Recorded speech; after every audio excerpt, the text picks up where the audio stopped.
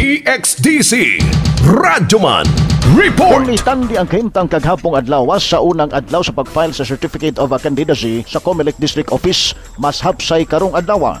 Suma di Police Major Rezalito Clapis, Ground Commander sa Comelec District Office, nga sa main gate palang daan sa Magsaysay Park, ilan ang gipugngan ang pagsulod sa mga kandidato nga mo-file sa ilang Certificate of Candidacy. Pagtanaw na mo yung medyo congested ang area sa sulod sa Comelec, ginapagawas na mo sila sa barricade. So kailangan magawa sila tawagon sa muang tao dire bago sila mosulod. Kaya itong kagahapon, sulod lang man gid sila. So antod dirigid ang tao dagan juga yun. So wala pa bina-expect nga to kadaghan ang mosulod sa Comelec office.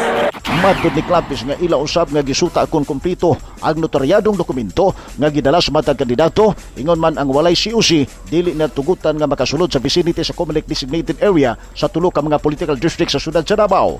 Gidugang ni Clapis na nga ipakita sa mga kandidato ang disiplina kay og palaron mahimo na silang opisyal sa barangay, sila na ang mupatuman sa balaod, rason nga sa filing sa COC palang daan ipakita na nila nga sila ehemplo nga mosunod sa palisiya. Kasama mo sa balita og serbisyo publiko, Radyo Mandudong Rin Lubosbog, Tatak Arimen.